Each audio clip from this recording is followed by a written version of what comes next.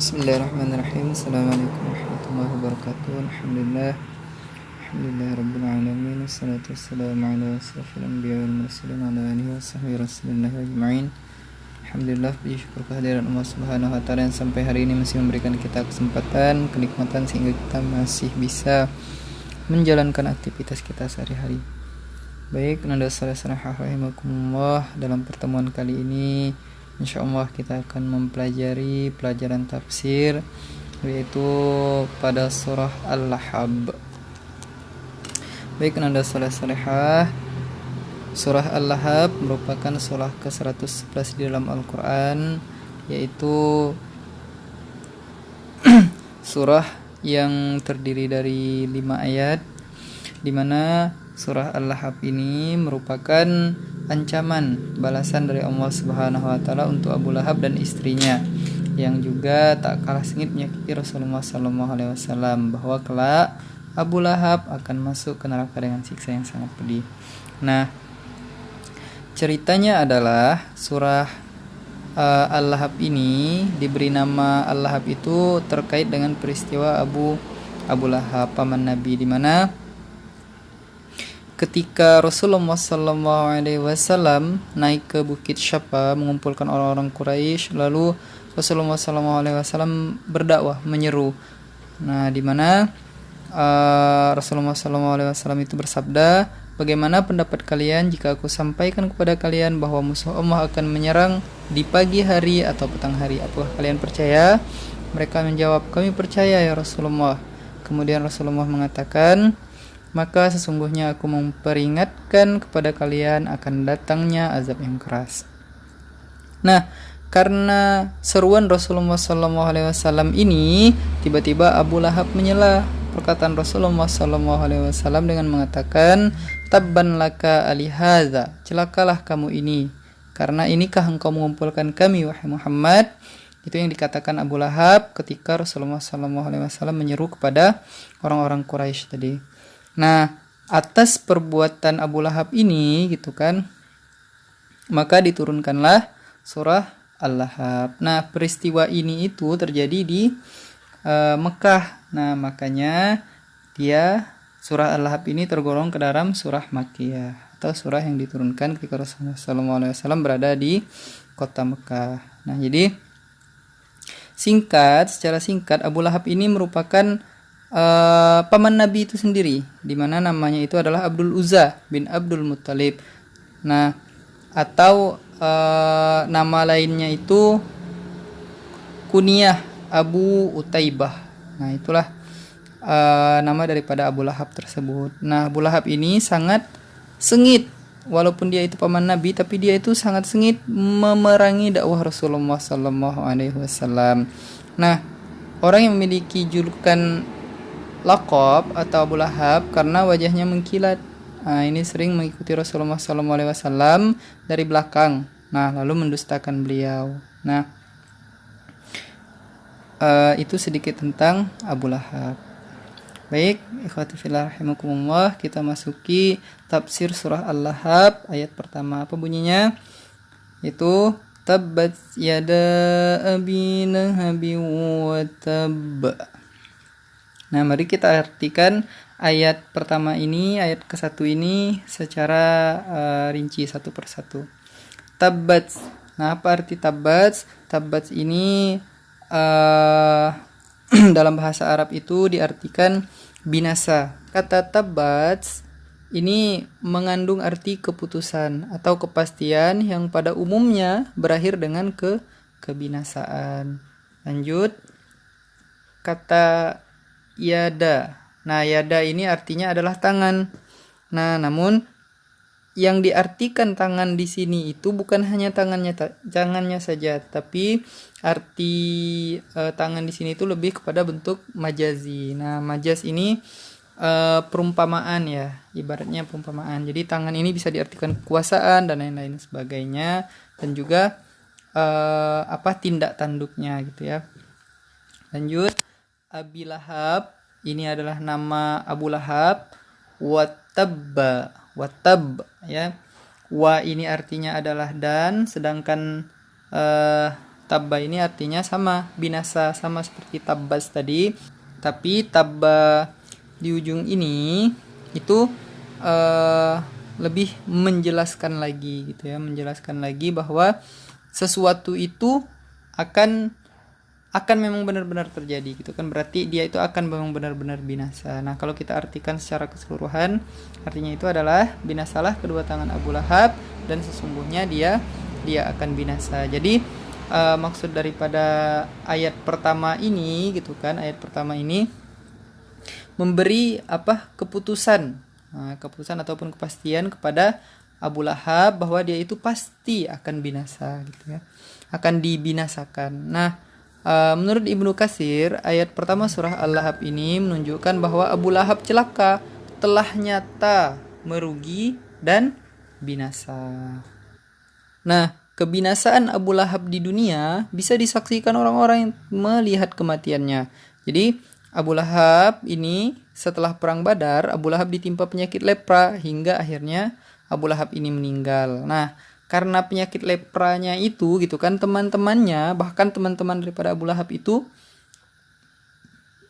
tidak ada yang mau menguburkannya karena takut kalau menyentuhnya akan tertular. Nah, hingga jasad Abu Lahab ini sampai 3 hari meninggal di tempatnya itu, sehingga karena memang tidak ada cara lain sehingga Abu Lahab ini digali. Nah, jadi di tempat dia meninggal itu, di bawahnya itu digali lubang, di bawah tempat meninggalnya itu, di bawah tempat tidurnya itu digali lubang, dan dia itu dijatuhkan saja ke lubang tersebut sebagai kuburnya. Nah, nauzubillah min dzalik ya. Itu arti ayat pertama. Lanjut ayat yang kedua, yaitu berbunyi ma aghna anhu maluhu wa ma kasab. Nah, kita artikan satu-satu. Aghna, jadi aghna itu artinya adalah berguna atau berfaedah. Nah, berguna atau berfaedah di sini itu bisa dalam bentuk harta ya, harta ataupun kekayaan. Nah, kata ma di sini artinya tidaklah, kalau misalkan ma aghna berarti dia itu tidaklah berguna atau tidak berfaedah, tidak bermanfaat sama sekali.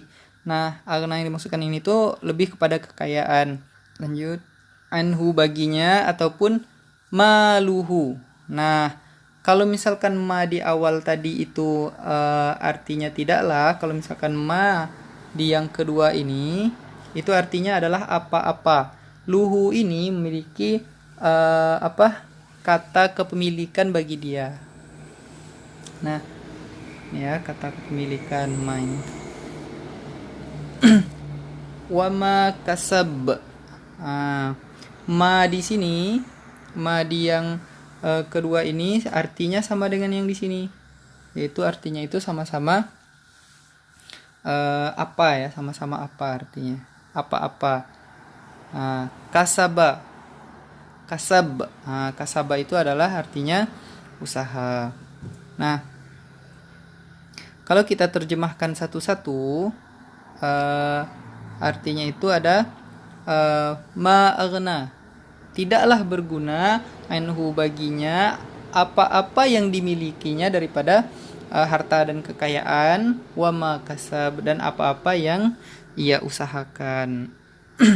Jadi kalau misalkan kita artikan artinya itu bisa tidaklah berfaedah baginya harta benda dan apa yang ia usahakan. Jadi maksud daripada ayat kedua ini adalah Abu Lahab ini itu begitu membanggakan harta dan anak-anaknya. Ia pernah mengatakan, jika apa yang dikatakan oleh keponakanku ini benar, maka sesungguhnya aku di hari kiamat kelak akan menebus diriku dari azab dengan harta dan anak-anakku. Nah, apa yang dikatakan Abu Lahab hanyalah angan-angannya saja. Harta dan anak-anak serta apa yang ia usahakan setelah turunnya ayat ini sama sekali tidak bermanfaat baginya. Sama sekali tidak akan bisa menyelamatkannya dari yang namanya kebinasaan. Nah, lanjut, itu arti daripada ayat kedua. Lanjut ke ayat yang ketiga, yaitu yang berbunyi sayasla narun zata lahab. Apa arti daripada ayat ketiga ini? Yasla. Nah, yasla ini artinya itu masuk. Nah, sa di awal itu sa ini itu tuh merupakan kalimat yang menunjukkan sesuatu tersebut akan terjadi atau akan datang gitu kan. Ibaratnya tuh sayasla, akan masuk jadinya. Nah, akan masuk. Lanjut, naron ini api, narun ya, asal katanya narun. Di sayasla naron. Nah, yasla ini artinya itu dia ini adalah fi'il mudhari. Fi'il mudhari. Jadi kalau misalkan kita terjemahkan itu sayasla ini artinya dia akan masuk. Nah, naron itu api, zata itu sama lahab, zata lahab. Lahab ini artinya adalah bergejolak. Nah, sama ini nih hanya kata penghubungnya saja ya, menghubungkan saja. Dan kalau misalkan diterjemahkan satu-satu artinya itu sama. Tapi dalam hal ini kalau misalkan kita lihat artinya secara keseluruhan adalah kelak dia akan dimasukkan ke dalam api yang bergejolak. Dianya itu siapa? Dianya itu adalah kembali kepada Abu Lahab tadi. Nah, apa maksud daripada ayat yang kedua ini? Jadi ayat yang kedua ini menjelaskan kebinasaan yang akan dialami oleh Abu Lahab di akhirat kelak, bahwa ia akan dimasukkan ke dalam neraka yang apinya menurut Ibnu Katsir ya, menurut Ibnu Katsir itu menyala dengan hebatnya dan sangat membakar. Nah, jadi kata lahab ini, api yang bergejolak itu dimaksudkan api yang memang benar-benar membakar. Nah, saking dia itu terbakar bahkan tidak muncul lagi asap daripada api tersebut. Nah, gitu kan. Jadi itu adalah arti daripada tafsir ayat yang ketiga. Kita masuki ayat yang keempat. Ayat yang keempat bunyi wamra'atuhu hammalatal hatab. Jadi kita artikan satu persatu ya. Jadi wamra'atuhu. Jadi wamra'atuhu ini imro'ah mar'ah, atau bisa diartikan itu adalah wanita. Nah, di sini ada kata wa. Nah, wa itu artinya dan. Nah, imro'atun itu artinya adalah wanita. Wanita, hu ini artinya adalah dia. Nah, dia itu kembali kepada Abu Lahab tadi. Jadi kalau misalkan kita artikan itu wamro'atuhu dan wanitanya. Nah, jadi yang dimaksudkan wanitanya ini itu adalah istrinya daripada Abu Lahab. Nah, kenapa istrinya juga digolongkan? Nah, nanti akan kita jelaskan ya. Hammalatal hatab. Hammalah. Nah, jadi hammalah ini secara artinya itu adalah membawa. Jadi berasal dari kata hamala yahmilu ya, membawa. Al-hatab. Nah, hatab ini artinya adalah kayu bakar. Jadi dan istrinya membawa kayu bakar. Jadi kalau kita artikan itu, dan begitu pula istrinya pembawa kayu bakar gitu ya. Jadi apa maksud daripada ayat yang keempat ini? Jadi istri Abu Lahab itu bernama Ummu Jamil. Nama aslinya adalah Arwah bin Harb bin Umayyah, saudara perempuan daripada Abu Sufyan. Seperti suaminya, Ummu Jamil juga sangat sengit menyakiti Rasulullah SAW. Ia disebut Al-Quran sebagai hammalah al-hatab. Nah, yang artinya itu adalah pembawa kayu bakar. Ia pernah meletakkan ranting-ranting berduri di jalan yang dilalui oleh Rasulullah SAW. Jadi kalimat hammalat al-hatab juga berarti pembawa isu dan fitnah. Karena apa? Karena Ummu Jamil ini suka mengejek Rasulullah SAW sebagai orang yang kafir. Nah, itu arti tafsir daripada ayat yang keempat. Kita masuki ayat yang kelima, di mana bunyinya itu fi jidiha hablum mim masad. Kita artikan secara satu persatu. Jidiha itu artinya adalah lehernya. Jadi jidun. Nah, yang berarti lehernya itu adalah jidun. Jid. fi ini artinya itu adalah pada. Artinya itu pada. Jidiha, jidun itu adalah leher, ha ini nya. Nah, siapa yang maksudnya di sini? Ha itu adalah domir daripada hiya. Nah, hiyanya itu, dia itu kembali kepada Ummu Jamil tadi atau istrinya Abu Lahab tadi. Jadi pijidiha dan pijidiha pada lehernya Ummu Jamil tadi. Hablum mim masad, tali. Hablun ini tali, min ini dari, masad ini sabut ya.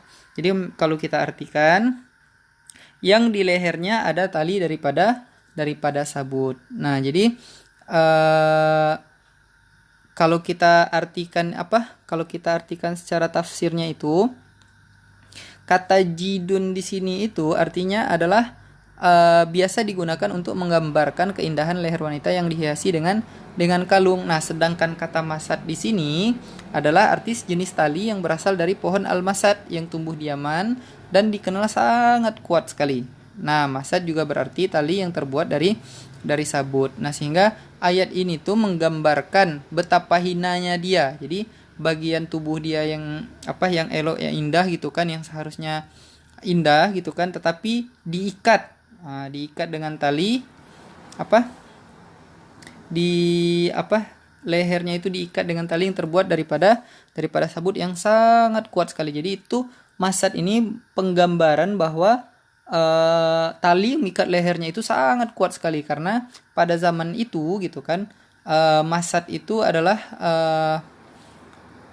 pohon masad yang dibuat sangat kuat sekali gitu kan, yang sangat kuat sekali pada masa itu. Jadi dibuatlah perumpamaannya seperti itu. Jadi Ibnu Jarir menuturkan, istri Abu Lahab memiliki sebuah kalung mewah yang sangat mahal. Ia mengatakan, sesungguhnya aku akan menjual kalung ini untuk biaya memusuhi Muhammad. Maka Allah menghukumnya dengan tali dari api neraka yang dikalungkan di lehernya. Ketika menafsirkan ayat ini, Mujahid mengatakan bahwa maknanya adalah pasung leher yang terbuat dari besi. Wallahu a'lam bishawab. Itulah tafsir daripada surah Al-Lahab. Semoga bisa bermanfaat untuk kita semua.